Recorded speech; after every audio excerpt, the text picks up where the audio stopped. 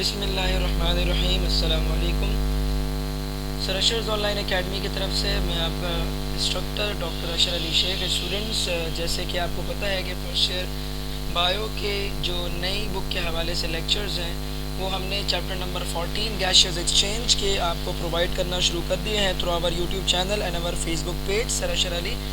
तो स्टूडेंट जो लोग भी इस वीडियो को पहली बार देख रहे हैं, जो कि हमारे चैनल के व्यूवर्स प्रीवियस टाइम पर नहीं रहे हैं, उनसे रिक्वेस्ट है कि चैनल को सब्सक्राइब ज़रूर कर लीजिए, साथ में बेल आइकन को प्रेस कर लीजिए ताकि जब भी न्यू लेक्चर्स की वीडियोस अपडेट हो तो वो वक्तन फ़वक्तन और लम्हा बलम्हा आपको उसकी नोटिफिकेशन मिलती रहे। तो स्टूडेंट, आज लेक्चर नंबर 3 गैशियस एक्सचेंज के अंदर हम रिस्पायरेटरी सरफेस और उसकी प्रॉपर्टीज़ को डिस्कस करेंगे इंशाअल्लाह।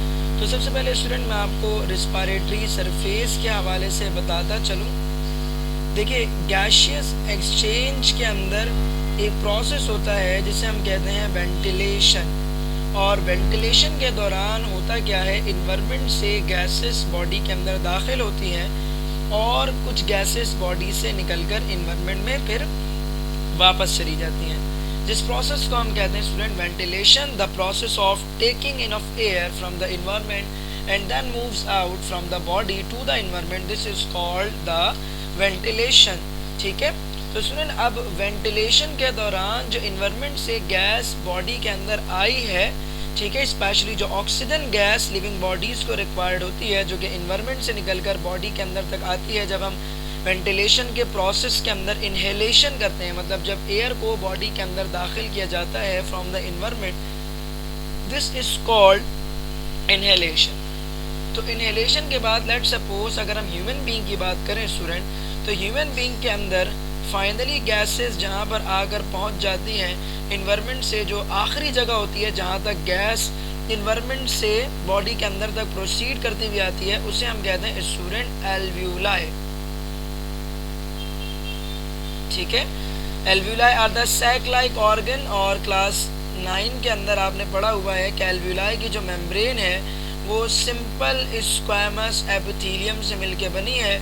सिंपल स्क्वैमस एपिथेलियम का मतलब ये हुआ कि स्टूडेंट एक ही लेयर में सेल्स हैं और फ्लैट सेल्स हैं, तो इसलिए इस लेयर को हम कहेंगे सिंपल स्क्वैमस एपिथेलियम। और इन्वायरमेंट से स्टूडेंट जो गैसेस बॉडी के अंदर दाखिल हुई हैं, अगर मैं उन गैसेस के हवाले से आपको बताऊं तो मेजरली जो गैस इन्वायरमेंट से बॉडी के अंदर दाखिल हुई है दैट इज ऑक्सीजन गैस। ठीक है स्टूडेंट, तो अब ऑक्सीजन गैस जो कि दाखिल हुई है एल्व्यूलाई के आस पास जो है स्टूडेंट ब्लड वेसल्स मौजूद होता है। ठीक है, और ब्लड वेसल्स के अंदर जो ब्लड यहाँ पर है that is deoxygenated blood.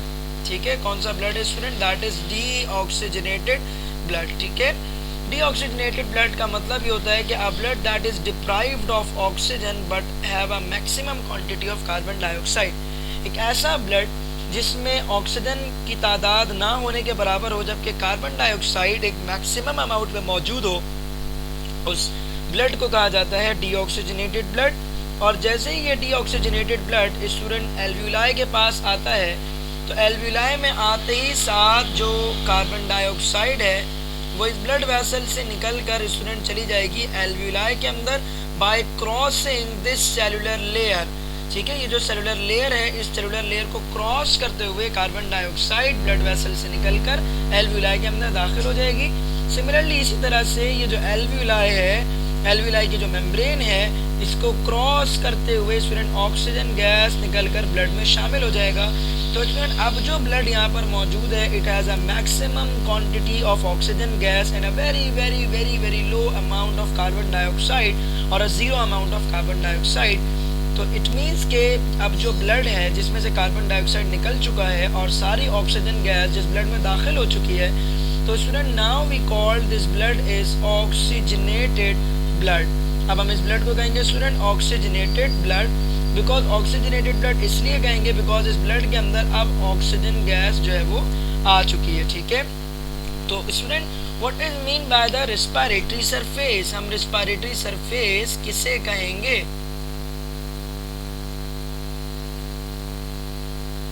Respiratory surface. तो स्टूडेंट एक्चुअली जो रिस्पायरेटरी सरफेस का कॉन्सेप्ट है वो ये कि वो सेलुलर लेयर या वो सेल की लेयर, सही है, जहाँ पर या जिस लेयर को क्रॉस करके गैसेस जो हैं वो डिफ्यूज हो जाए बॉडी में, या बॉडी से निकलकर जिस सेल के लेयर को क्रॉस करते हुए गैसेस जो है वो एल्वियोलाई के अंदर आ जाए, जहाँ से फिर वो निकल कर ये ऐसी जगह पर आ जाए जहाँ से वो निकल कर इन्वायरमेंट में वापस आ सकते हो, तो उस सेलुलर लेयर को हम कहते हैं स्टूडेंट रिस्पायरेटरी सरफेस। जैसे कि ये जो आपके पास एल्वियोलाई है, इस एल्वियोलाई की लेयर अगर हम देखें स्टूडेंट, सही है, जो कि सिंपल स्क्वैमस एपिथेलियम से मिलकर बनी हुई है, तो स्टूडेंट आप देख सकते हैं कि इसके बाहर जो है स्टूडेंट जो ब्लड वेसल है, इस ब्लड वेसल से कार्बन डाइऑक्साइड जो है वो निकल कर उसने सेल के लेयर को क्रॉस किया, और क्रॉस करने के बाद कार्बन डाइऑक्साइड पहुंच गए स्टूडेंट एल्वियोलाई के अंदर। सिमिलरली एल्वियोलाई के अंदर इन्वायरमेंट से जो ऑक्सीजन गैस आई थी, जब हमने इंस्पिरेशन किया था, सांस ली थी, तो ऑक्सीजन गैस इस सेल की लेयर को क्रॉस करके स्टूडेंट ब्लड वेसल के अंदर दाखिल हो जाएगा। तो ये जो सेल की लेयर है स्टूडेंट, जिसको क्रॉस करके ऑक्सीजन गैस जो है वो एल्वियोलाई से ब्लड में जा रहा है, और कार्बन डाइऑक्साइड जिस सेल के लेयर को क्रॉस करके एल्वियोलाई के अंदर आ रहा है स्टूडेंट, इस सेल की लेयर को कहा जाएगा रिस्पायरेटरी सरफेस। अब देखते हैं आपकी बुक के अंदर क्या लिखा है। The surface where the exchange of the gases takes place with its environment is called as respiratory surface. मतलब वही वाली बात हो गई कि एक ऐसी जगह, एक ऐसी सरफेस, लिविंग बॉडी में जो सरफेस बनती है स्टूडेंट वो सेल से ही मिलकर बनती, ठीक है। तो वो सरफेस जहाँ पर एक्सचेंज होता है गैसेस का, उस सरफेस को हम कहते हैं respiratory surface. Each organism must need the respiratory surface to perform the gaseous exchange with its environment. Student ये जो प्रोसेस हो रहा है, एक गैस आपके पास बॉडी से निकलकर एल्वियोलाई में जा रहा है ताकि एल्वियोलाई से निकलकर एनवायरनमेंट में जा सके, और एनवायरनमेंट से एक गैस एल्वियोलाई तक पहुंची है इंस्पिरेशन सांस लेने के दौरान ताकि वो ब्लड में जा सके। तो student this process is called gaseous exchange. मतलब बॉडी में गैस जाए और उसके बदले में बॉडी से कोई गैस निकलकर बाहर आ जाए एनवायरनमेंट में, तो this is called as gaseous exchange. अब स्टूडेंट जो रिस्पायरेटरी सरफेस है लिविंग बॉडी का, मैंने भी आपको बताया जो ह्यूमन बींग्स है उनका जो रिस्पायरेटरी सरफेस है वो क्या स्टूडेंट एल्वियोलाई है, ठीक है। अच्छा जी, अब जो रिस्पायरेटरी सरफेस होता है ना स्टूडेंट, उसकी कुछ प्रॉपर्टीज होती हैं, जिसमें से कुछ यहाँ पर देखें मेंशन है कि मॉइस्ट होना चाहिए, थिन होना चाहिए, परमेबल होना चाहिए, उसका लार्ज सरफेस एरिया होना चाहिए in relation to the body. तो स्टूडेंट वन बाय वन मैं आपको इनको बड़ा डिटेल में थोड़ा सा एक्सप्लेन करना चाहूँगा, ठीक है स्टूडेंट। तो सबसे पहली जो प्रॉपर्टी है जो कि हम डिस्कस करना चाहेंगे student characteristics of respiratory surface में, पहली प्रॉपर्टी दैट इज मॉइस्ट का जो वर्ड है उसको मैं आपको एक्सप्लेन करके बताता हूँ। तो स्टूडेंट मॉइस्ट का जो वर्ड है एक्चुअली ये एक्सप्लेन कर रहा है, देखें ये जो सेलुलर लेयर है स्टूडेंट, जो सिंपल स्क्वैमस एपिथेलियम से मिल करके बनी हुई है एल्वियोलाई की जो अंदर सेल की लेयर है स्टूडेंट, इसके ऊपर एक लिक्विड मौजूद होता है स्टूडेंट,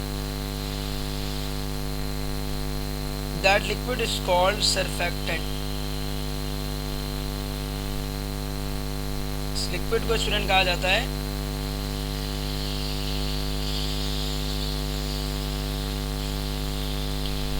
सरफेक्टेंट। क्या होता है स्टूडेंट, इसके अंदर वाटर होता है, पेप्टाइडोग्लाइकेन होता है, ये सारी चीज़ें मौजूद होती हैं, और कुछ एंजाइम्स मौजूद होते हैं जो कि सरफेक्टेंट के अंदर मौजूद है, इस लिक्विड सब्सटेंस के अंदर मौजूद है। अब ये लिक्विड सब्सटेंस जो है पूरा लाइन कर रहा है, मौजूद है ऊपर किसके, simple squamous epithelium of alveolar sac. इसका फ़ायदा ये होगा कि स्टूडेंट जब एल्वियोलाई हम जब सांस बाहर निकालेंगे तो वो कॉन्ट्रैक्ट होते हैं, ठीक है।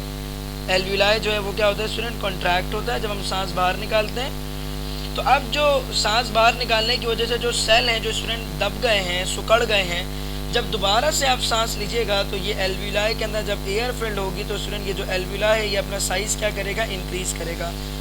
अगर इसके सेल्स आपस में चिपक गए स्टूडेंट, अगर फॉर एग्जांपल यहाँ पर लिक्विड नहीं होगा तो ये सेल्स आपस में चिपक जाएंगे, और जैसे ही चिपक जाएंगे तो दोबारा से ये जो आपके पास एल्वियोलाई का साइज़ आपको बड़ा होता हुआ नज़र आ रहा है, ये साइज़ आपको बड़ा होता हुआ नज़र नहीं आएगा। मतलब दोबारा से एक एल्वियोलाई अपने आप को स्ट्रेच करके अपना साइज़ बढ़ा नहीं सकता, दोबारा से अपना फंक्शन परफॉर्म वो नहीं कर पाएगा।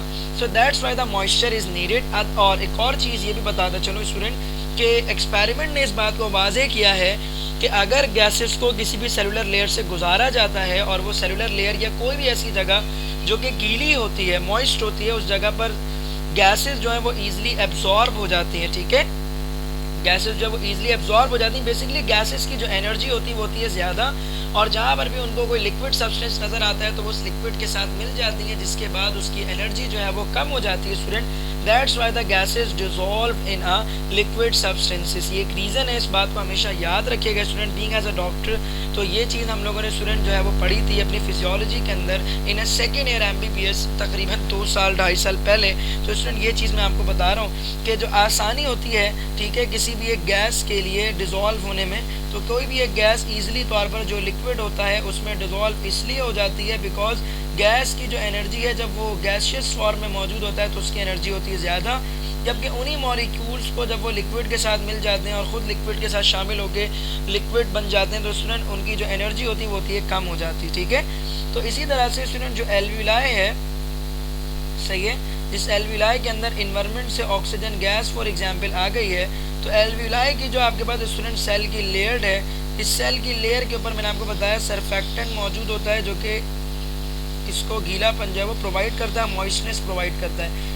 इसका फ़ायदा ये होगा स्टूडेंट, फ़ायदा ये होगा कि ईजिली तौर पर ये ऑक्सीजन गैस एल्विलाई से निकल कर जो वो ब्लड वेसल में आ सकेगी, ठीक है। तो यहाँ पर आप देखते हैं आपकी बुक में क्या चीज़ मौजूद है, रिस्पायरेटरी सरफेस जो कि हमारी बॉडी का है that is alveoli must be moist होना चाहिए, which allow to pass the dissolved gases through them, ताकि उनसे जो है स्टूडेंट गैसेस जो कि डिजॉल्व हो रही हैं वो ईजिली पास आउट होके आगे पहुँच सके। अच्छा, अब दूसरी चीज़ स्टूडेंट परमिएबिलिटी, मैं आपको बताना चाहूँगा स्टूडेंट परमिएबिलिटी के हवाले से। ओह, मैं इसको बड़ा नहीं करना चाह रहा था, मैं तो चाह रहा था कि हम ऊपर जाएं, कोई बात नहीं, हम ऊपर नहीं भी जा रहे तो इट इज़ नो इशू भाई। Okay, so I want to proceed furthermore, आगे थोड़ा सा। ओके, तो स्टूडेंट मैं आपको बता रहा था मॉइस्चनेस की बात हो गई, और मॉइस्चनेस के बाद मैं आपको बताता हूँ थोड़ा सा परमिएबिलिटी के हवाले से। मेरी कोशिश स्टूडेंट ये होती है कि मैं थोड़ा सा आप लोगों को डीपली पढ़ाऊँ, सही है, या ये समझ लीजिए कि थोड़ा सा एक्सटेंसिव तो मैं पढ़ाता नहीं हूँ। बेसिकली जो टॉपिक होता है उस टॉपिक को मेरी कोशिश ये होती है कि मैं पूरा डीपली एंड थॉरली आपको समझाऊँ, ताकि आपको एक अच्छा सा कॉन्सेप्ट जो है आपका जनरेट हो, आपका बिल्डअप हो, ताकि इन फ्यूचर जो आपका ख्वाब है स्टूडेंट, एक प्री मेडिकल स्टूडेंट का जो होता है कि उसे डॉक्टर बनना है, या उसे जो है फॉर एग्जांपल जो है डेंटिस्ट बनना है, या उसे फिजियोथेरापिस्ट बनना है, या उसे बायोकेमिस्ट बनना है, तो स्टूडेंट इन फ्यूचर आप लोगों को ये चीज़ों की ज़रूरत होगी। और हमेशा आप अपने बड़े बूढ़ों से और सीनियर से सुनते आए होंगे तो भाई जो छोटी क्लासेस होती हैं वो बेस वाली क्लासेस होती है जहाँ आपकी बेस बनती है। तो अगर आपने इन चीज़ों को पढ़ लिया उसके बावजूद भी आपकी बेस नहीं बनी है तो उसमें फिर कोई फ़ायदा नहीं है।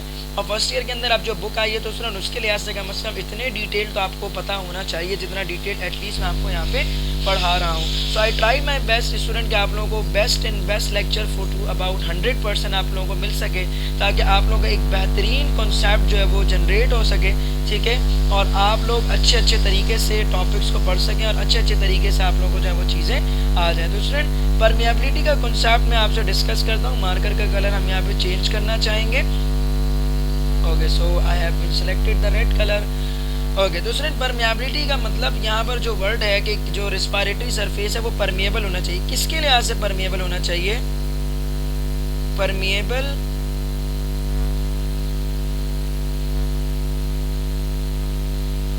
For gases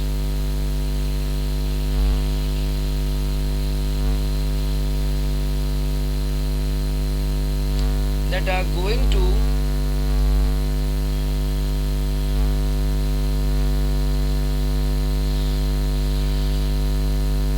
dissolve। उन गैसेस के लिहाज से परमिएबल होनी चाहिए स्टूडेंट रेस्पिरेटरी सरफेस जिन गैसेस ने क्या होना है, डिसॉल्व होना है। Oh no.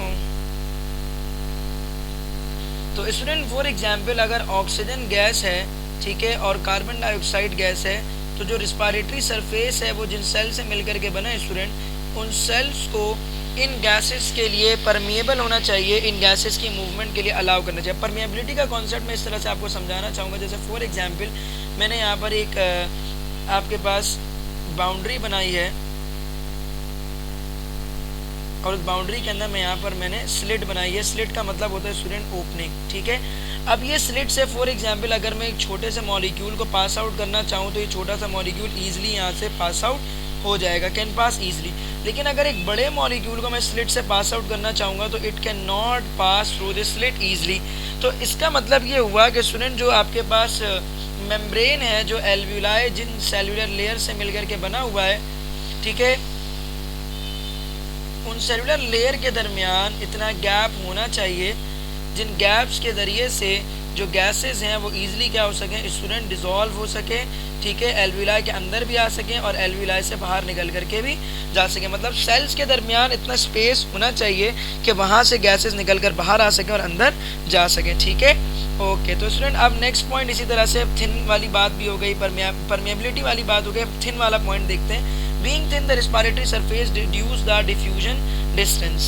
अब देखिए स्टूडेंट होगा क्या, अगर फॉर एग्जाम्पल मैंने कहा कि आपके पास जो एल्व्यूलाई की लेयर है ये सिंपल जो है आपके पास स्क्वैमस एपिथेलियम है। अगर मैं इसको सिंपल स्क्वैमस से चेंज करके स्ट्रेटिफाइड स्क्वैमस कर दूं तो आप लोगों ने स्टूडेंट 9 क्लासेस के अंदर बड़ा बेसिक कॉन्सेप्ट सिंपल और स्ट्रेटिफाइड का तो मैं पढ़ाता हूं बच्चों को। स्ट्रेटिफाइड का मतलब होता है मल्टीपल लेयर्स। तो मान लीजिए अगर फॉर एग्जांपल स्टूडेंट हम अगर स्ट्रेटिफाइड लेयर बनाते हैं सिंपल स्क्वैमस एपिथेलियम की, तो ये एक लेयर हो गया स्टूडेंट, ये दूसरी लेयर हो गई फॉर एग्जांपल, ये तीसरी लेयर हो गई फॉर एग्जांपल स्टूडेंट, ठीक है, ये चौथी लेयर हो गई,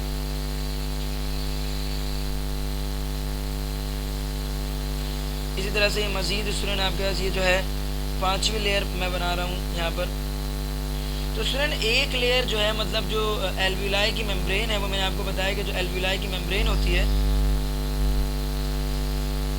just a minute wait student, ये हो जाता है कभी कभार जब हम अच्छा खासा कोई लंबा लेक्चर जो है वो बनाते हैं ना, तो ये फिर जब वन नोट बीच में एक आध बार इस तरह से प्रॉब्लम कर जाते हैं। नो वरीज, कोई ऐसा इशू नहीं है, कोई ऐसी बात नहीं है, कोई ऐसा मसला नहीं है, ठीक है।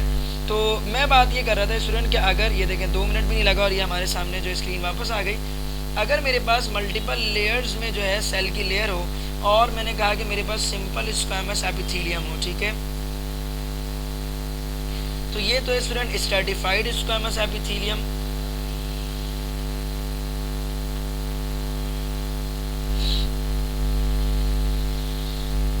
ये ना पिक्चर कंप्लीट नहीं हो रही बच्चों। ओके, सो ये तो हो गया स्टूडेंट आपके पास स्ट्रेटिफाइड स्क्वैमस एपिथेलियम की बात। स्ट्रेटिफाइड स्क्वैमस एपिथेलियम में आप देख रहे हैं नंबर ऑफ सेल्स की जो लेयर है उसकी वजह से आपके पास जो है वो डिस्टेंस जो है वो बढ़ चुका है। मतलब फॉर एग्जांपल ये आपके पास अंदर जो है वो एल्व्यूलाई की खाली जगह है जहाँ पर ऑक्सीजन जो है वो मौजूद है फॉर एग्जांपल, ठीक है, और इस जगह पर जो है स्टूडेंट ब्लड वेसल है। तो अगर ऑक्सीजन को निकल कर क्रॉस करके इस ब्लड वेसल तक पहुंचना है तो उसको बहुत सारी सेल की लेयर को क्रॉस करना पड़ेगा। हो सकता है कि ऑक्सीजन इतनी सारी लेयर को क्रॉस ना कर पाए, लेकिन अगर फॉर एग्जांपल स्टूडेंट सिर्फ एक ही लेयर में सेल्स मौजूद होते तो ईजिली जो है स्टूडेंट ऑक्सीजन गैस यहाँ से निकल कर कहाँ चली जाती है स्टूडेंट, ब्लड वेसल के अंदर ईजिली ऑक्सीजन गैस पहुँच जाती है। कोई भी गैस अगर ब्लड से निकल कर एल्व्यूलाई के अंदर आनी है जैसे कि कार्बन डाइऑक्साइड, तो वो एक सेल की लेयर को क्रॉस करके अंदर की तरफ ईजिली आ जाती है। तो स्टूडेंट जो आपके पास डायमीटर होना चाहिए एल्व्यूलर सरफेस का या जो रिस्पायरेटरी सरफेस का, ये डायमीटर कम होना चाहिए। मतलब सिंपल सी बात ये हो गई कि जहाँ से भी जिस ऑर्गेनिज्म में भी जिस सेलुलर लेयर के ऊपर से गैसेस एक्सचेंज होता है उसको क्या होनी चाहिए स्टूडेंट, थिन होना चाहिए, सही है, थिन होनी चाहिए। किस चीज़ को थिन होना चाहिए स्टूडेंट, रिस्पायरेटरी सरफेस को। रिस्पायरेटरी सरफेस स्टूडेंट जितना थिन होगा उतना ईजिली जो है वो गैसेस डिफ्यूज हो सकेंगी, उतना ईजिली गैसेस जो है वो ब्लड वेसल से निकलकर बॉडी में और बॉडी से निकलकर ब्लड वेसल्स के अंदर दाखिल हो सकेंगे। So there must be the thinnest layer, ठीक है। अच्छा जी, उसके बाद लार्ज सरफेस एरिया जो है उसके हवाले से मैं अब आपको बताऊंगा और ये बहुत ही इंटरेस्टिंग पॉइंट है स्टूडेंट, इंतहाई इंटरेस्टिंग पॉइंट है, आपको इतना मज़ा आएगा इस पॉइंट को समझ करके, ठीक है। चलें तो मैं आपको जो है ना ये वाली बात समझाता हूँ। लेट्स सपोज स्टूडेंट मान लीजिए कि आपकी जो बॉडी है, सही है,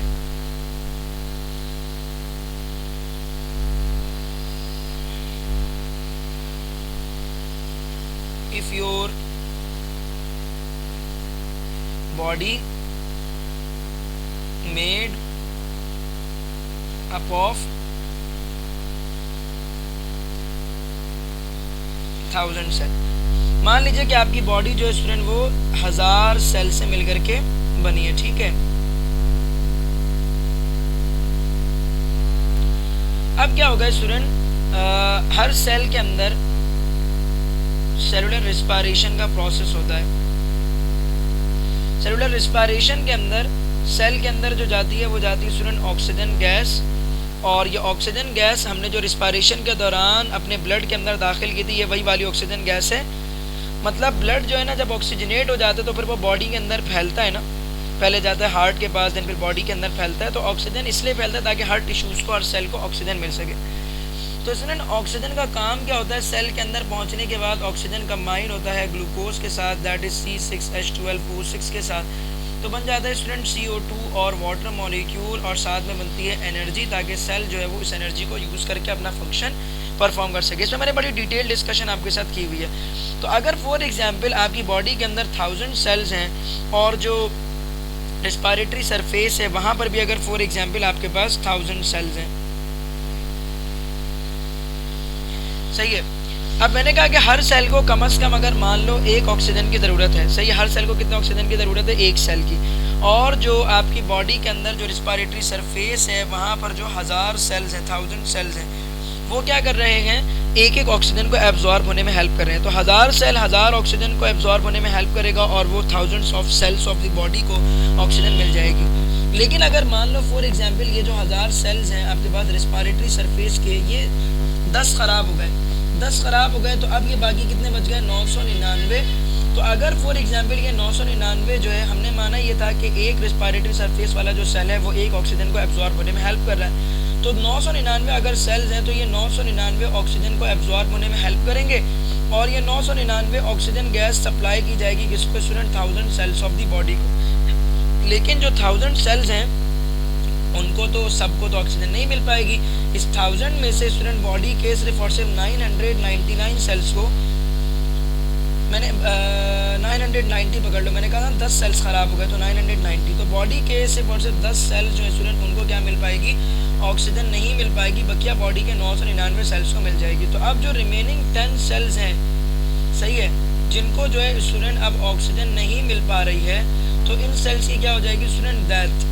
और इसी तरह से और रिस्पिरेटरी सरफेस के सेल्स जो हैं वो मान लो फॉर एग्जांपल बकिया जो 990 सेल्स हैं उनमें से 10 अपना फंक्शन नहीं करे, मतलब अभी उन्होंने मजीद जो है ना वो ऑक्सीजन प्रोवाइड करने में हेल्प नहीं किया। तो अब 990 भी नहीं, बल्कि सिर्फ और सिर्फ हम ये कहेंगे कि अब 980 सेल्स से 980 ऑक्सीजन गैस जो है वो बॉडी में दाखिल हुई है। तो जाहिर है अब जो है बॉडी के जो 1000 सेल्स हैं उन 1000 में से जो 20 सेल्स होंगे उनको जो है ऑक्सीजन नहीं मिल पाएगी, तो उनकी डेथ हो जाएगी। तो एक टाइम आएगा इस तरह से बॉडी के अंदर क्या होगी स्टूडेंट, सेल्स डेथ जो है वो चलते चलते बॉडी के अच्छे खासे सेल्स की डैमेजिंग हो जाएगी। और अगर हार्ट के सेल्स डैमेज हो गए या ब्रेन के सेल डैमेज हो गए तो आपके पास जो है ना स्टूडेंट इनकी तो रीजनरेशन भी नहीं होती, और एक बार ख़राब हो गए तो बस ख़राब हो गए, ठीक है। मान लो जैसे फॉर एग्जांपल आप सरशर का जो लेक्चर सुन रहे हैं, ठीक है, तो एक होता है ब्रेन में आपका ऑडिटरी एरिया जिसकी वजह से आप चीज़ों को सुन सकते हैं। तो अगर ये एरिया आपका ख़राब हो गया, वहाँ के सेल्स अगर ख़राब हो गए तो आप मेरी बात को कभी भी नहीं सुन सकेंगे। और अगर आंखों के जो सेल्स हैं, रॉड्स एंड कॉन सेल्स, अगर उनको ऑक्सीजन नहीं मिली और वो अगर ख़राब हो गए तो आप मेरे लेक्चर्स को देख भी ना सकेंगे, अल्लाह ना करे ऐसा हो नहीं, ठीक है। तो इस तरह की कंडीशन हो जाती है। तो ज़रूरी है कि जो रिस्पिरेटरी सरफेस के सेल्स होने चाहिए दे मस्ट बी लार्जर,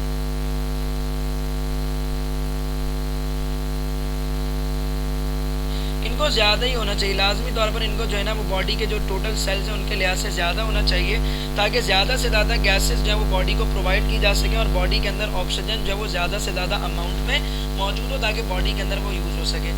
अब स्टूडेंट मज़ीद ये आपको मैं बताता चलूँ कि जो आपके पास देखिएगा, in case of higher animals like as human the respiratory surface is facilitated by the following. अब रिस्पिरेटरी सरफेस जो ह्यूमन बीइंग के है, जो कि लार्जर एनिमल्स कंसीडर होते हैं, उनके अंदर जो रिस्पिरेटरी सरफेस पे है उस पर कुछ चीज़ें हमें नज़र आती हैं, जैसे सिग्निफिकेंट ब्लड सप्लाई।